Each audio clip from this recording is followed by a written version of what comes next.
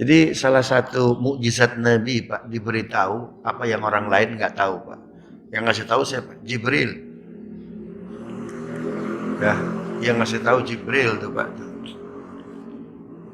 Begitu ya. Nah, makanya Abi Dzar itu tidak pernah lepas disebut Al-Ghifari. Makanya setelah masuk Islam, itu beliau dapat posisi-posisi penting Pak dalam Islam ya.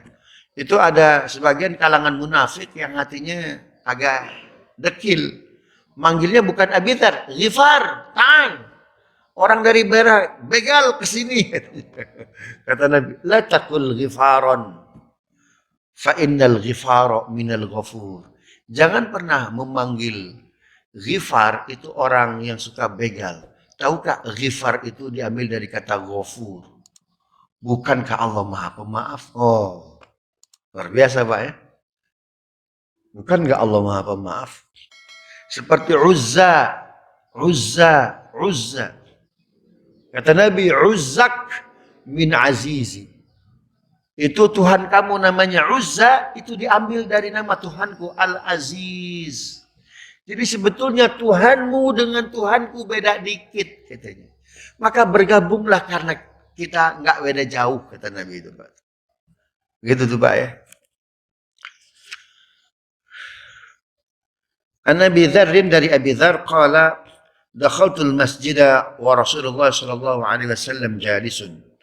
Aku masuk ke masjid dan Rasul sallallahu alaihi wasallam itu sedang duduk.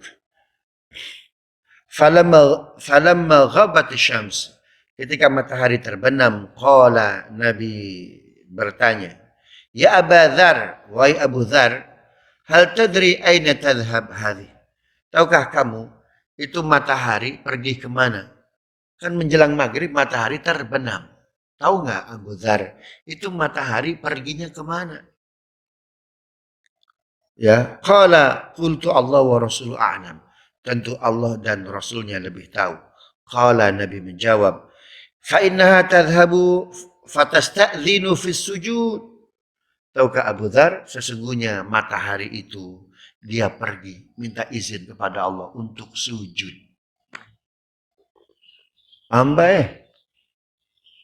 Matahari aja begitu tuh Pak, untuk sujud tuh Pak. Ya, untuk sujud. Jadi kenapa Nabi Shallallahu Alaihi Wasallam itu tidak merasa kepanasan? Ya, ketika apa itu matahari Pak, yang sedang ada di siang hari, lalu oleh Nabi Ta'ali ya Syams, ke sini wahai sang surya. Ya, ditaruh di tangan Nabi Pak, dimasukin kemana nih? Masukin ke saku tuh Pak. Itu kalau ada sirkus orang 1 miliar tiketnya berani nggak bayar Pak? Oh berani itu Pak tuh kalau itu sirkus tuh Pak. Subhanallah. Ya, ketika ditantang oleh siapa? Oleh salah seorang raja Persia tuh Pak, yang diundang oleh Abu Jahal, Abu Lahab. Ya, wahai ya Malika apa itu? Ya Malika Syams. Wahai raja negeri Syams, di sini ada anak muda membawa ajaran baru. Beda pula dengan ajaran nenek moyang Anda. Maka kalau didiamkan, tidak menutup kemungkinan agama nenek moyang Anda juga akan hilang. Maka datanglah, tangkap, bunuh Muhammad. Ya, maka Ka'ab bin Malik itu beliau membawa pasukan 10.000 pasukan Pak. Sampai di daerah Tanim berhenti, diundang Nabi Shallallahu Alaihi Wasallam. Kalau Anda seorang nabi pasti punya mukjizat. Maka duduklah di kursi saya. Dikasih kursi beliau Pak yang terbuat dari emas tuh kan. Nabi nggak mau duduk. Bagaimana aku duduk? Pada saat bersamaan 10.000 pasukan Anda itu sedang kepanasan di bawah terik matahari. Nggak mau. Duduk ya Muhammad. Kalau Anda seorang nabi, duduk Pak. Kursi tersebut cahaya emasnya itu padam tuh Pak. Kita menjadi mulia karena kursi kita Pak. Betul nggak? Karena jabatan kita. Maka setelah menjabat, nggak punya kemuliaan lagi kita. Maka jangan pernah sombong ketika menjabat. Jangan pernah sombong ketika kita punya kursi, Pak. Karena terkadang kursi kita lebih mulia ketimbang diri kita sendiri. Tapi Nabi Muhammad duduk Pak di kursi tersebut yang terbuat dari emas, padam emasnya. Artinya apa? Muhammad Shallallahu Alaihi Wasallam lebih mulia dari kursinya. Kata Raja Syam, lihat Abu Lahab Abu Jahal tuh, kursiku aja padam, itu sihir. Jadi Abu Lahab Abu Jahal ini dia nggak mau kalah Pak, rajanya buzzer tuh Pak. Nah, ada aja logikanya tuh Pak. Subhanallah. Tantang yang lain. Wahai raja katanya. Muhammad, kalau ada seorang nabi punya mukjizat. Ini sekarang kita di siang bolong. Ya. Maka ambil matahari Muhammad, datangkan bulan. Sehingga muncul gelap, lalu datangkan bulan. Baik kalau itu permohonan Anda. Naik Nabi Pak ke Gunung Tan'im. Nabi ketika itu keluar keringat dingin luar biasa. Wajarlah Pak, tantangannya luar biasa berat. Sampai di puncak Tan'im, Nabi Shallallahu Alaihi Wasallam dikirimi oleh Allah Jibril, ya Muhammad, la takhaf, jangan pernah takut.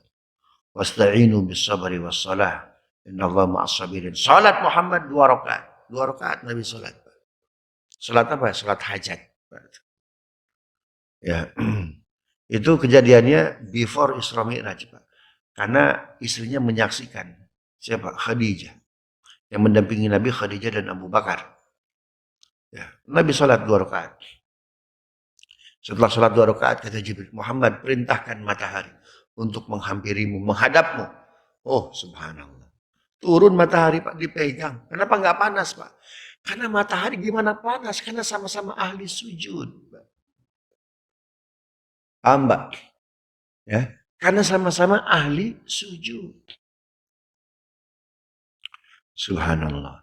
Karena itu Bapak Ibu, agar tidak mudah kepanasan dalam trik apapun, maka rajin-rajinlah sujud. Ya, rajin-rajinlah sujud. Subhanallah. Saya punya guru besar ahli hadis. Beliau hafal kutubus sittah, Pak. Buta matanya. Rata-rata guru kami di Timur Tengah, Mesir, Pak. Itu hafal Sahih Bukhari, Muslim, Nasai, Tirmidzi, Ibnu Majah, Sunan Abi Dawud. Rata-rata buta, tunanetra, Pak. Ya. Itu kalau ngajar itu, subhanallah, nggak pernah pakai jubah, nggak pakai kaos aja biasa, Pak. Nggak kelihatan keulamaannya, nggak kelihatan keprofesorannya, tuh, Pak. Biasa aja, nggak mau mencirikan. Kita kan ulama mesti pakai sorban. Kan begitu tuh Pak, mesti pakai pakaian yang beda dengan yang lain. Ya. Subhanallah. Itu beliau jalan dari rumahnya ke Azhar, itu jalan kaki Pak, panas betul. Ya, Agustus itu kan puncak-puncaknya panas Pak. Jalan kaki aja. Ya, kita tanya, ya Syekh, ini panas betul. Kenapa nggak pakai mobil? Enggak, saya nggak kepanasan katanya. Lalu beliau membacakan hadis ini. Sering-seringlah kalian sujud. Karena matahari itu panasnya tidak akan pernah berarti apa-apa kepada orang yang suka sujud. Karena matahari menemukan teman, Pak. Oh, ahli sujud. Nggak mungkin saya panasin dia itu, Pak. Jadi matahari itu makhluk, Pak. Maka berbicara dengan makhluk. Apalagi berbicara dengan kholiknya. Oh, luar biasa itu, Pak. Gitu tuh Pak ya. Nah kata Nabi, Abu Dzar tahu nggak? Tuh matahari sekarang terbenam. Ngapain dia? Sujud. Ganti sip dengan siapa Pak? Dengan bulan. Terus bulan di siang hari kemana? Sujud juga sama Pak. Maka orang yang sujud itu Pak, dia tidak akan pernah kepanasan dan tidak akan pernah kegelapan Pak. Paham Pak ya? Maka perbanyaklah sujud. Nah, Nabi itu bisa mendatangkan matahari, bisa mendatangkan bulan, bahkan dibelah, dimasukkan kedua sakunya, Pak. Itu wasilah sholat apa itu? Sholat hajat. Sebetulnya kalau kita sholat benar, Pak, itu luar biasa. Berarti memang ada masalah nih dengan sholat kita nih, Pak. Kalau sekedar hutang 100 juta, 1 miliar, 10 juta itu kecil, Pak. Matahari itu menghampiri Nabi Pak dengan 2 rakaat. Kita tahajud 8 rakaat. Kita duha 12 rakaat. Harusnya matahari tuh membeku tuh Pak tuh. Harusnya subhanallah. Apalagi debt kolektor tuh Pak. Jadi patung langsung tuh Pak. Tinggal diriyadhahkan Pak, dibersihkan, takhalli, keluarkan Pak.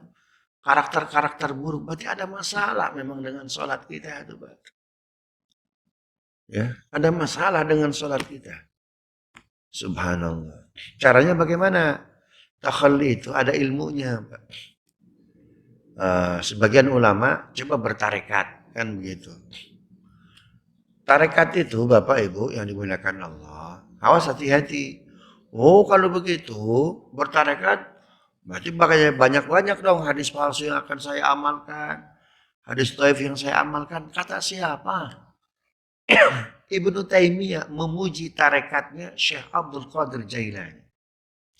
Ada kawan saya orang Jordan, ya. Itu ngambil S3 jurusan perbandingan agama. Disertasinya Ara'u Ibnu Taimiyah As-Sufiyah. Pandangan-pandangan tasawuf Ibnu Taimiyah. Coba, Pak. Ya. Tesis saya itu pemikiran fikih Syekh Abdul Qadir Jailani. Ditinjau dari hadis, ditinjau dari tafsir, dan dari sumber hukum yang beliau konstruksikan. Dalam Al-Ghunyah Pak, hadis palsu, hadis dhaif nggak ada. Makanya Ibnu Taimiyah bilang apa? Ya Sayyidi. Bilang ke Syekh Abdul Qadir Jailani, ya Sayyidi. Beliau Pak, Ibnu Taimiyah. Masa ke Rasulullah nggak boleh? Allahumma sholli ala Sayyidina Muhammad. Ibnu Taimiyah aja bilang kepada Syekh Abdul Qadir Jailani, ya Sayyidi. Kalau ke Syekh Abdul Qadir Jailani boleh ya Sayyidi, apalagi kepada Rasulullah. Lau kana tariqatu ka tariqatik la aqtadi biha. Andaikan tarekat itu seperti tarekat Anda wahai Syekh Abdul Qadir Jailani la aqtadi biha, pasti saya ikut. Tuh. Kenapa? Karena jalan menuju Allah itu, Pak, itu ada tahapan-tahapannya. Orang kuliah aja ada gurunya, ada dosennya. Ya, Bapak Ibu pengen jadi dokter, kuliah di Fakultas Kedokteran. Jangan sampai salah, Pak. Suntik vaksin di pantat, bener aja. Apalagi orang kalau belajar kedokteran bukan dari ahlinya Pak. Itu salah nyuntik bisa apa tuh? Bisa mati Pak. Orang belajar agama bukan dengan guru yang seharusnya bisa tersesat. Maka kita perlu seorang yang arif billah. Bahasa Imam Syafi'inya al-ilmu ma haddatsana wa ma siwahu wasatu syayatin. Ilmu itu ma haddatsana kita dapat dari siapa sih?